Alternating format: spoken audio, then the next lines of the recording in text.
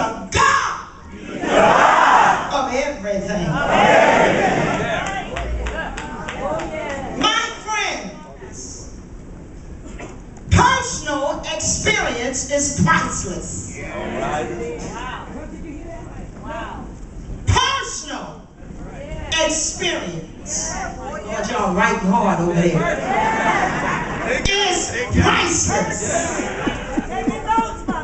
Testimonies by people who were there in the situation and who can tell you how they came out is the next best thing to it. It's always good to have personal experiences, but we don't want to go through the personal experience. People see me going across the country, they think I've been looking like this all my life. They forget about me going down the same. They forget about me being a foster child all my life. They forget about me swimming pots and pans down at your school, St. Junior College, to get an education. They forget about me going out in that field, picking them greens and washing them, and they store them in cellophane bags for the children for the next semester. They forget about when Dr. Renia C. Mary would make a roll call and say, you go home for Christmas, you go home for Christmas. You don't have a home to go to, you got to stay here. And I stayed there summer and winter. They forget about the times that I ironed 200 to 300 shirts on the dormitory just to pay my expense to go to school. They forget about my hardships. But I want to let you know, when you look at me now, when you look at me now, I can testify for myself. I don't have to worry about nobody else's testimony. I got a testimony myself. My friends, first-hand information is what God allows all of us to experience.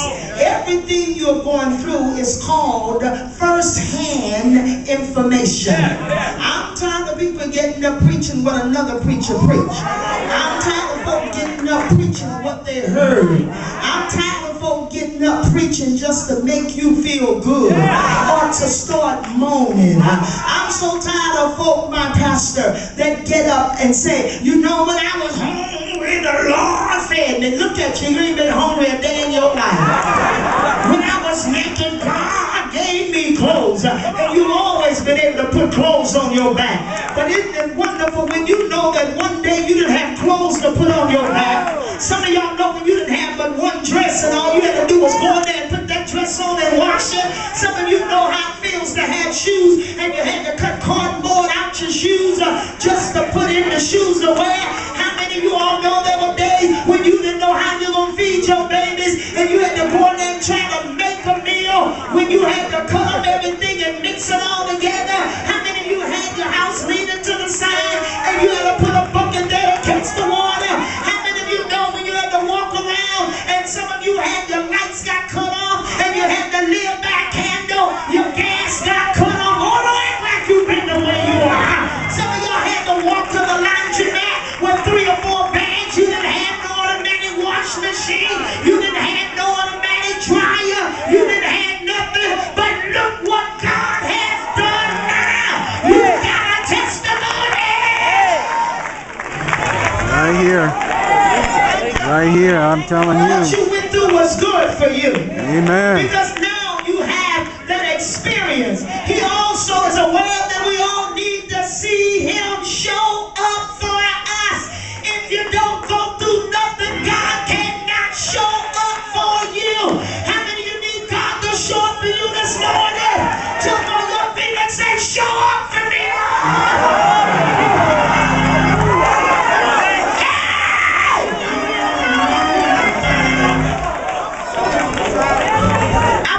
A little bit. Yes, I do. I'm trying to make them understand what I'm talking about. Every situation that we face, regardless of how big, regardless of how small, his power is still the same.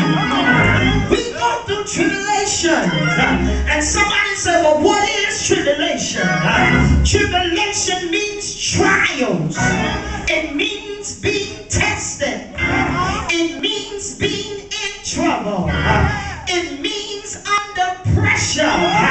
It means being burdened in a real uncomfortable place in your mind and your feelings. How many times have we all been in these kind of situations? Sometimes, church, we might as well stop lying to ourselves. And that's why people out in the streets don't want to listen to the saints, because we want to act like we were always doing good. We want to act like we always had. We want to act like goody two-shoes. You ain't never had a drug problem. You ain't never had a drinking problem. You ain't never had a smoking problem. You ain't never had no problems at all. So therefore, when the world look at you, they feel like we goody two-shoes. But I want you to know that we need to let people know that God brought us out. God fixed us up. And that's the reason why we're here today. You know what I did the other day? And I know y'all gonna get mad at me. I'm so sick of church. I've never been so sick of church in my life. I'm tired of going to church looking at the same people. Same ones testifying. Same ones shouting. Same ones lying. Same ones fighting over position. Same ones every time I walk in a church house. You gotta come to church Sunday morning. You gotta come back Sunday afternoon. You gotta come back Sunday night. You gotta come Monday night.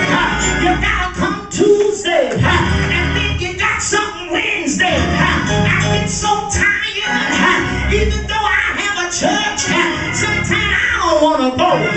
But I walked in the church the other day, and we were having praise and worship, and they were getting ready to do something else. I said, hold it. I don't care how many people are in here. Take that organ outside. Take those mics outside. Take those praise singers outside. And I want you to know, we stopped the traffic. We preached on the street. Y'all don't like me. I know you're mad at me. That's why we got 5 niggas sitting in our church. We gotta go on the highways. We gotta go on the byways and compel the people to come on in. Come on in. Sing it.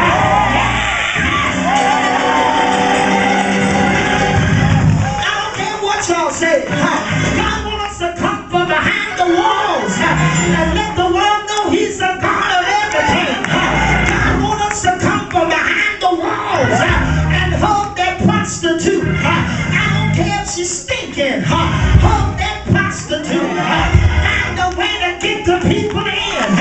You know what we just did? We went over to the school. We got about 20 or 25 computers and computer tables in the school.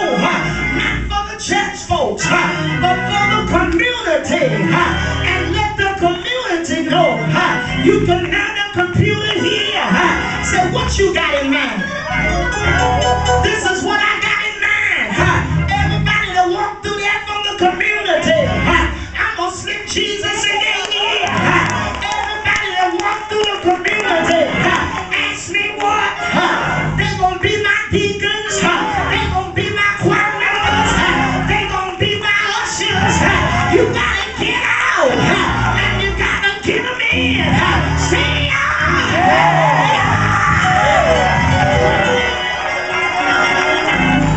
if you come where the church is, they building about 100 or 200 homes all around that church. I said, get some baskets together. Put my picture in there. Put a bulletin in there. We gonna go and we gonna give everybody in that house. We gonna give them